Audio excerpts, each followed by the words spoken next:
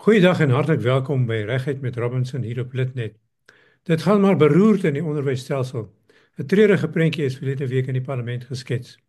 Minister van Basiese Onderwys, Siwewe Karube, het bekendgemaak dat daar aan openbare skole meer as 31.000 vaktures is vir onderwysers en skoolhoofde. Die gemeenskappe rondom skole groei, maar die skole nie. Daarbey word staatsbefondsing gesnoei. Ons gas is Paul Sauer, uitvoerende beampte van die Suid-Afrikaanse Onderwysersunie. Welkom Paul, sit julle in sak en as? Nee, glad nie preek. Ons mag nie met die onderwys in sak en as sit nie. Soos ek altyd gesegd het, ons veg voort en ons probeer vir ons onderwysers en ons stelsel in die land die beste voordeel te kry. Nou, wie word aangestel in hierdie talle poste of is daar mense om aangestel te word? Ja, kyk, die getal wat genoem is 31, meer as 31.000 deur die minister op 'n parlementêre vraag, is dan natuurlik vakante onderwys, befondse vakante onderwysposte binnekant elke provinsie. En die getal is ook dan daarso bekend. So, dit is befondse poste, maar wat nie gevul word deur die provinsiale departemente nie. Vir een rede, en dit is dat hulle spaar geld op hulle salarisrekening. So, dit is altyd makliker om in 'n bevorderingspos 'n tydelike persoon aan te stel, want daai persoon is goedkoper, as hy dit nou so wil stel. En dan ook vertraag hulle die aanstelling veral van ons skoolbestuurspanne, omdat dit 'n groter finansiële uitgawe is. So ja, dit is vierkantig voor die tafel van die provinsiale onderwysdepartemente en verskeie vertragingstaktiek wat hulle dan gebruik. So dit gaan op jou einde oor finansies en die feit dat julle nie werklik kan doen wat julle behoort te doen nie, net as gevolg van die staat het net die geld om vir julle te gee nie. Ja, ek dink op die ou end van die dag, preek, is dit 'n groter prentjie. 'n manier wat onderwysdepartemente, provinsiale onderwysdepartemente, ongefundeerde projekte van die nasionale departement probeer uitvoer. Nou as jy nou mooi vra, dan is dit 'n ongefundeerde 'n onbefondste projek, maar hulle doen dit dan nog steeds en dit vat ook nog redelik van die onderwysbegroting af weg, want dit kos natuurlik geld. So ons uitgangspunt is wat is hierdie projekte wat so geld vat? Kyk, ons het die afgelope paar jaar nou is daar so die Engelse woord is die incremental implementation of African languages.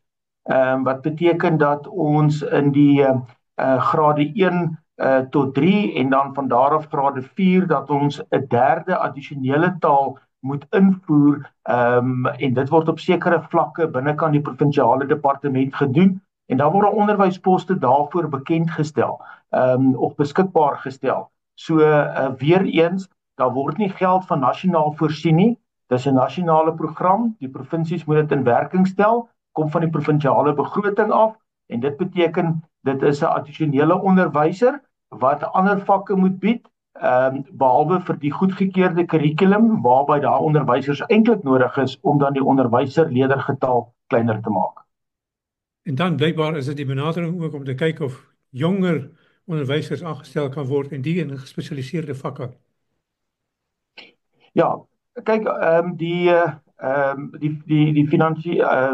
minister van Finansies, Bewerings van departement staatsdiensadministrasie, het gesê hulle wil nou hierdie vervroegde pensioen sonder penalisasie instel, wat omtrent so 30.000 poste gaan oor die volgende 2 jaar, waarvan onderwys dan ook onderwyspolisie, gesondheid en dan ook die militêre ouens op gefokus word om dan uit diens te kom sodat daar nuwe bloed kan inkom in die staatsdiens.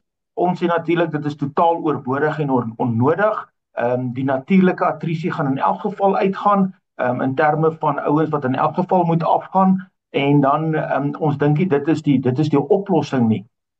So, saam met dit beteken dat ons 'n klomp nuwe onderwysers het wat inkom, waarvoor ons baie dankbaar is, maar natuurlik weet ons, die 55-jariges en op sit met ervaring, en dit is hierdie kennisoordrag wat ons bang is gaan dan verlore binnekant die staatsdiens. Ken jy gou 'n indruk by watter provinsies gaan na die slegste? Ja, dis baie moeilik. Op hierdie stadium wil ek my voorkom as gevolg van alles is daar net eintlik twee provinsies waar dit eintlik ehm gereedelik goed gaan en ongeag die groot bohaai in die Wes-Kaap, het die Wes-Kaap bewys dat hulle oor die afgelope paar jaar hulle onderwysbegroting goed bestuur. Gauteng se onderwysbegroting word ook na goeie mate goed bestuur, maar die ander onderwysbegrotings is almal onder druk breek en dit is regtig waar kommerwekkend. Ons kyk op hierdie stadium na die Noord-Kaap. Die Noord-Kaap het regtig waar, soos in die media berig ook nou, is gemeenskappe besig om skole te sluit as gevolg van die wanbetaling van die onderwysdepartement. Dan praat ek nie van salarisse nie, dan praat ek van skole wat dit toekom om hulle voedingsskemas te hardloop, om hulle water en ligte te kan betaal, om hulle leermateriaal te kan aankoop. Daar word net liekraak en op 'n sekere persentasie word dit aan daai skole uitbetaal. Ons kyk na die Vrystaat.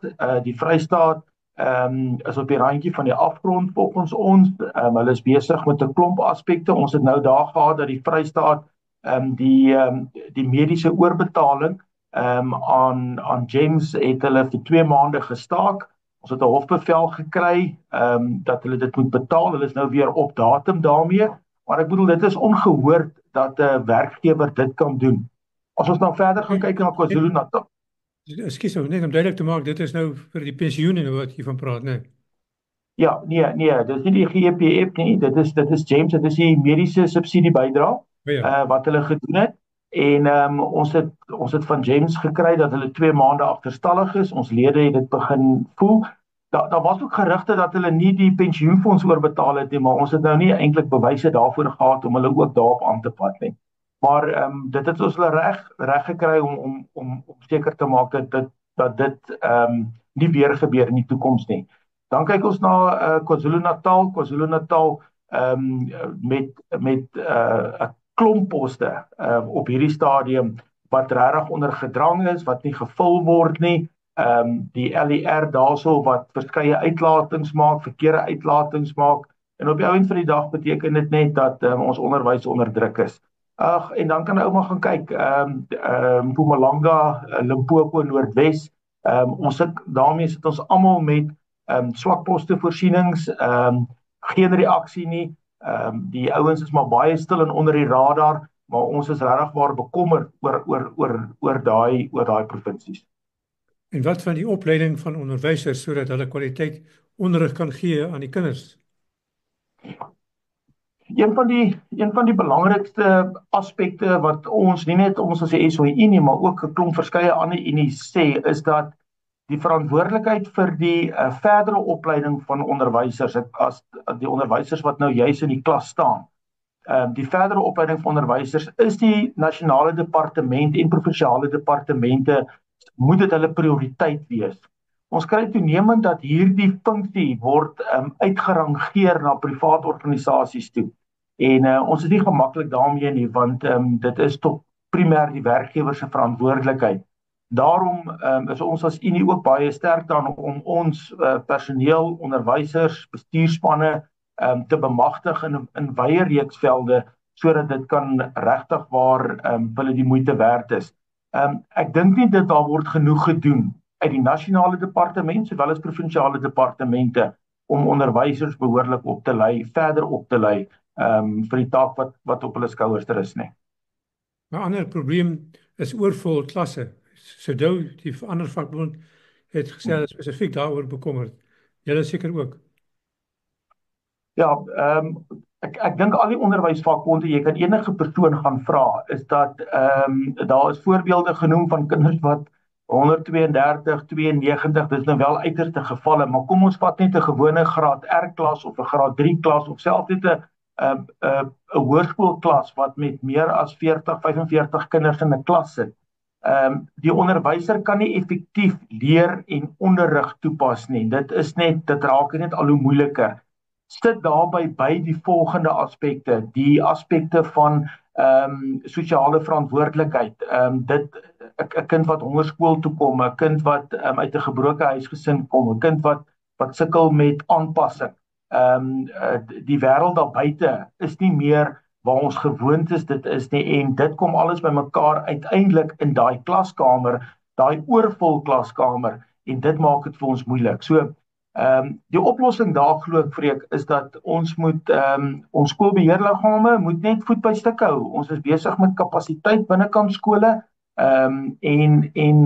Daar is 18 onafhanklike kriteria vir die bepaling van kapasiteit, en selfs ons Quintal 3 skole, ons skole wat nie skoolfooie betaal nie, hulle het dieselfde regte in die as beheerliggaam en as bestuurspanne om seker te maak die grondwet beskerm hulle ook in terme van oorvol klaskamers. En dan 'n ander punt is die uitvalsyfer, want dit blyk dat as mens sê net maar leerling vat van graad 1 af tot regdeur tot by 12, dan val die helfte van hulle weg en skryf hulle nie matriek nie. Ja, daar's verskillende interpretasies van daai matriek slaagsyfer of uiteindelik wat nou deurkom. Daar word nou getalle genoem van 60% van graad 1 na graad 12 toe, en dan is daar nog 80% van die 60% wat by graad 12 uitkom.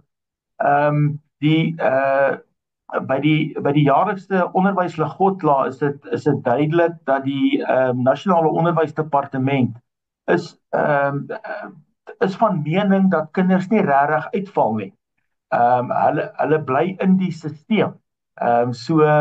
Maar hulle kom nie by graad 12 uit nie.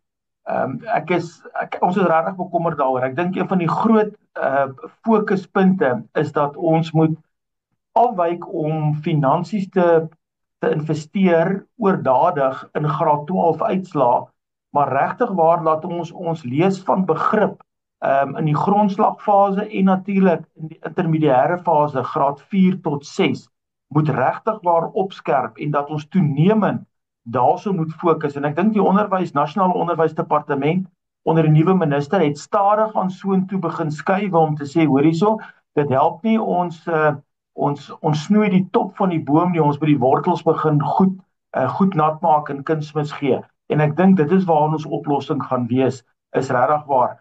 Maar dit gaan duidelik nie 'n korttermyn een wees nie, dit gaan 'n langtermyn oplossing wees.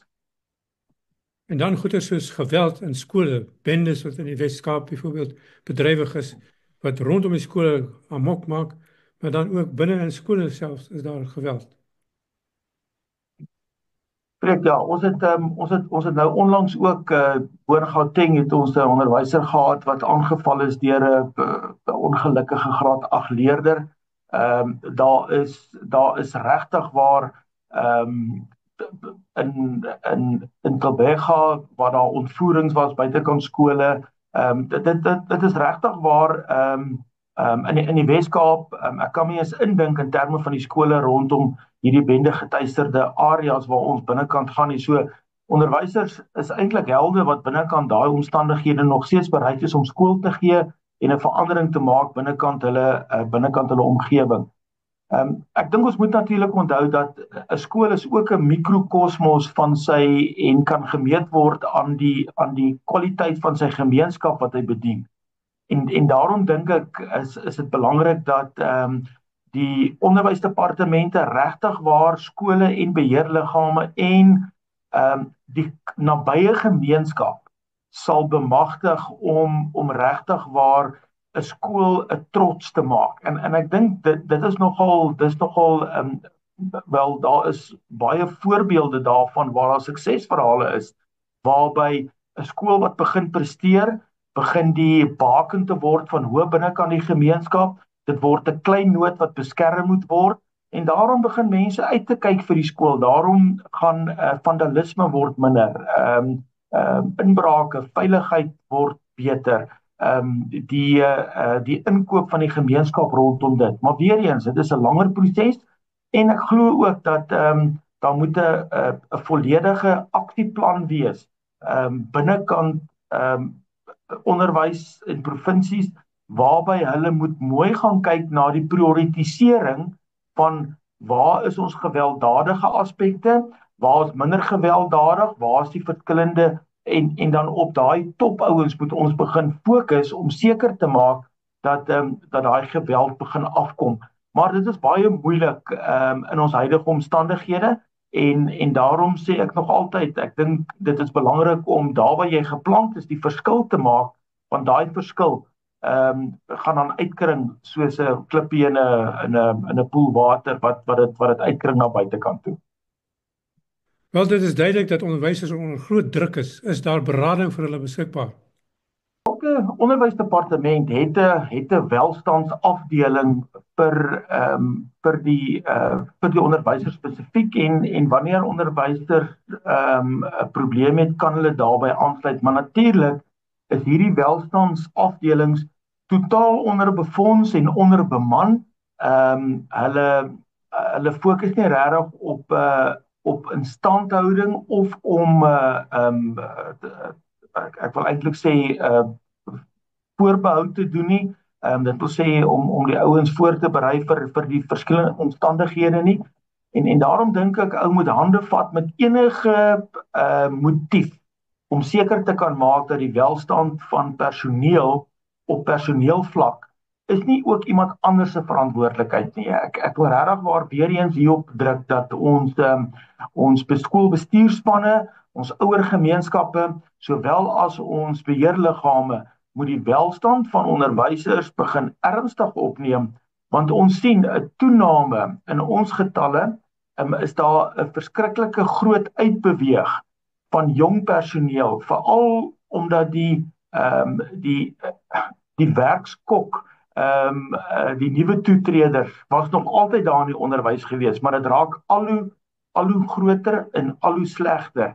En daarom is die onderwysers tussen 25 en 35 is daar 'n groot omset van ouens wat uit die onderwys uit beweeg, en ek praat nie van ongelukkig nie, ek praat van hulle bedank uit die onderwys uit, en dit maak dit vir ons moeilik. So, uit die SOE se oogpunt uit het ons 'n welstandsprogram gevestig, wat oop is vir enige onderwyser, nie net van ons lede nie. Dis anoniem, dis gratis, dis 24 uur beskikbaar, nie net vir voorkoming nie, maar ook dan vir hulp.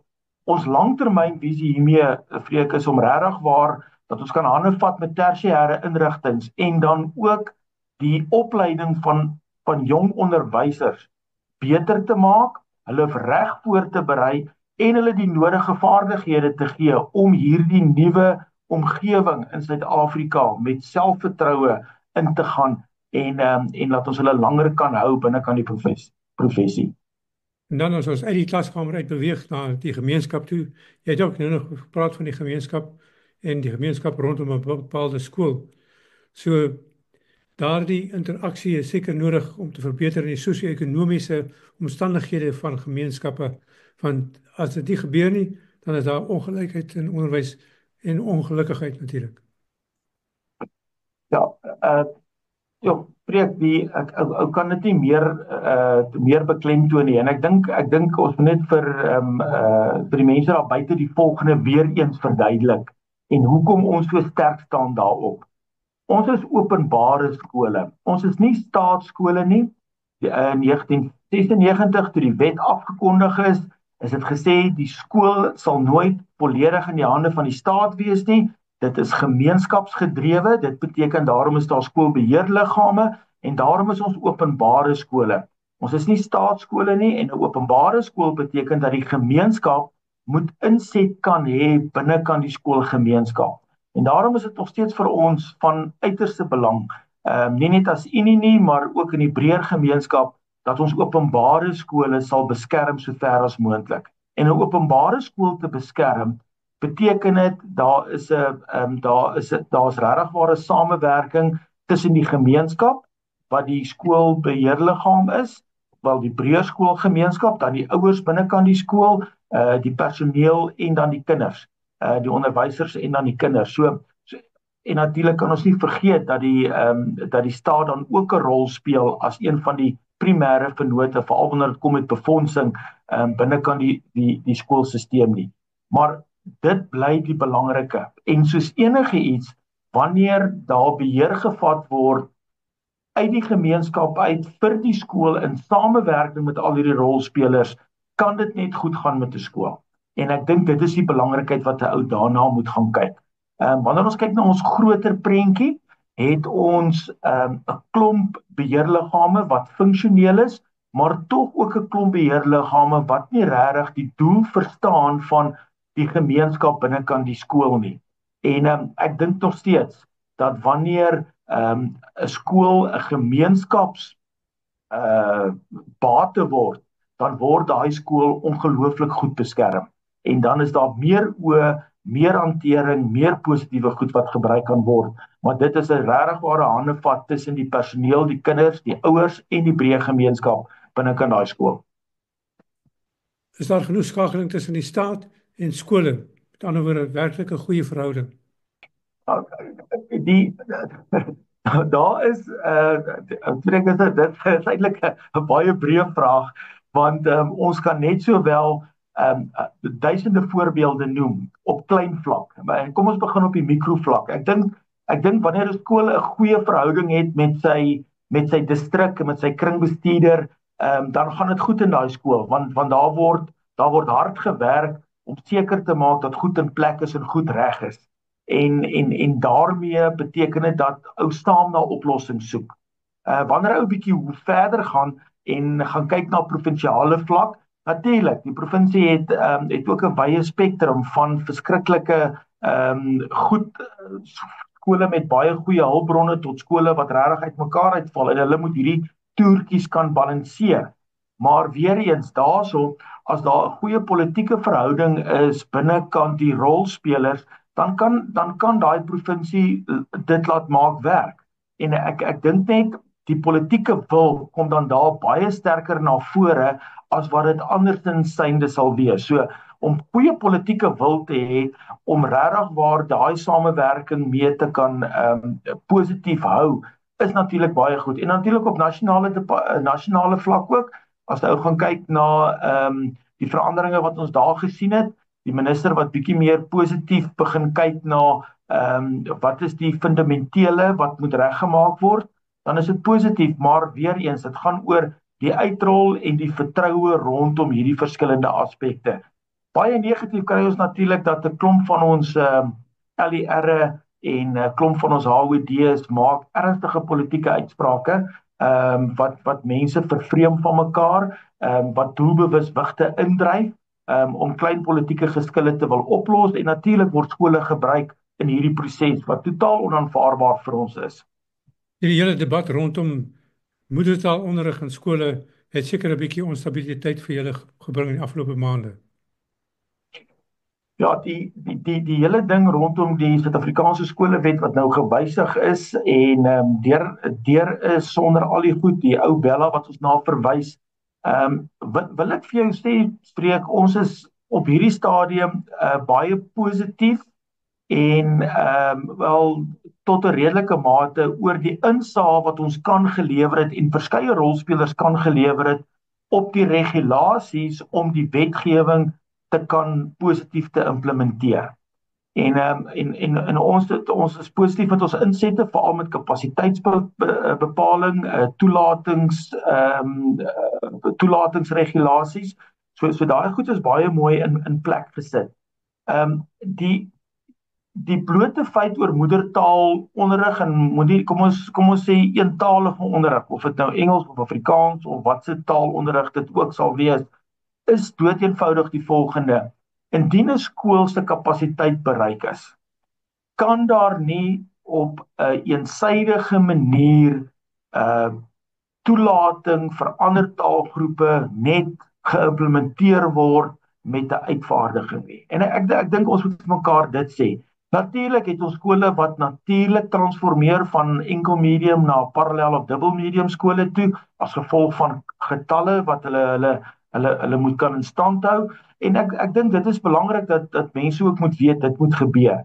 Maar ek is redelik seker daarvan dat ons sterk gevestigde Afrikaanse skole in die groter sentra gaan nog steeds druk hê, maar hulle gaan dit makliker kan afweer.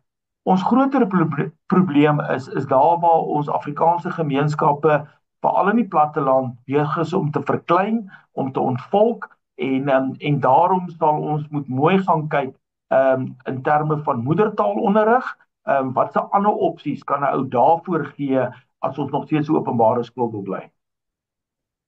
As jy iets moet verander en jy die mag het om dit te doen, wat sal jy doen? Eerste.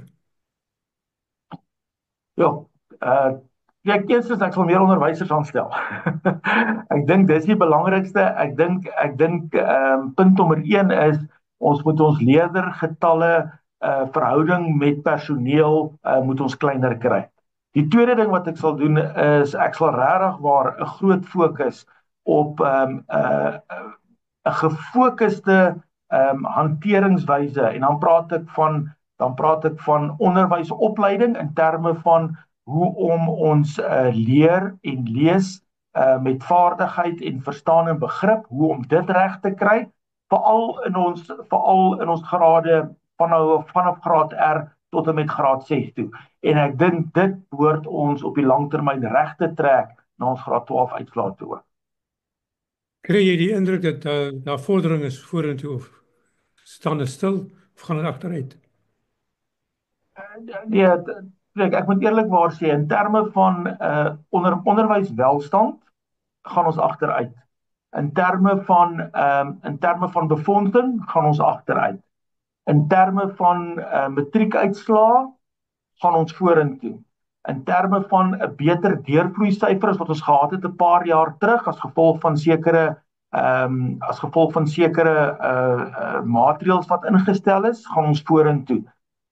In terme van ons standaard van ons graad 12 eksamen wat ons het deur al die assesserings liggame, dink ons is op 'n goeie standaard en ons hanteer dit ongeag die groot wollerigheid wat mense probeer opblaas rondom die 30% slaagsyfer en hierdie verskillende aspekte, is ons nog goed op dreef daar.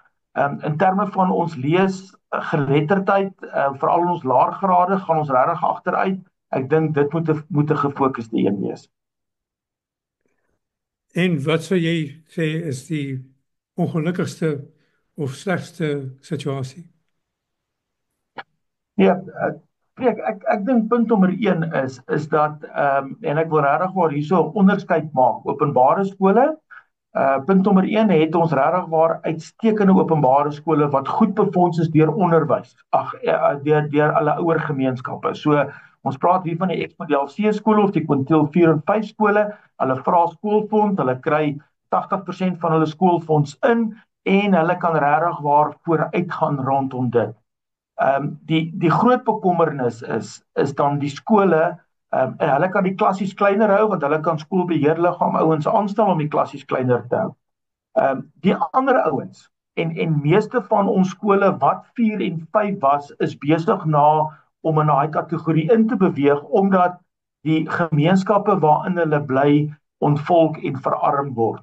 En dan raak dit sleg want dan kry ons dat hierdie openbare skool wat eintlik nie befonds word deur die staat soos hy moet befonds word nie, begin dan aan die agterspeen te suig in terme van klasgroottes wat nie reg is nie, in terme van onderwysers wat nie goed opgelei is nie, in terme van onopgeleide onderwysers wat skielik in die klas geplaas word want daar is niemand anders nie. En ek dink hierdie goed maak dit vir ons regtig waar daar rooi ligte is. Net kortliks, is jy optimisties? Wel, ek sal nie hier gesit het en met jou gepraat het, Freek, as ek nie optimisties is nie. My boodskap is altyd, mense vra, poste word afgesny, poste word nie gevul nie. Is daar 'n toekoms in die onderwys vir 'n jong mens? Nou, eerstens, Freek, ja. My onomwonde antwoord is ja. Daar is toekoms in die onderwys wanneer jy voel jy's geroepe vir die onderwys, jy wil 'n verskil maak. Maak nie saak waar jy gaan wees nie, daar waar jy geplant is, gaan jy skaduwee gooi. En ek dink daar gaan jy 'n verandering by maak. So, dit is so. Daar gaan altyd werk wees vir 'n onderwyser. Dalk nie presies die omgewing wat jy dit wil hê nie, maar daar gaan altyd werk wees vir 'n passievolle, doelgerigte onderwyser om 'n verskil te maak. Of dit nou in die armste van die gemeenskappe is en of dit nou om regtig waar kinders wat van hoë akademiese standaarde is nog verder te vat. Dink ek daar's versekerde toekoms in die onderwys en ek sal nie in hierdie beroep gewees het as ek nie gedink het daar is een nie, veral in Suid-Afrika. Baie dankie Paul, groot waardering. Goed gaan en baie sterkte in julle werk. Baie dankie Freek, dankie vir die geleentheid. Groot waardering.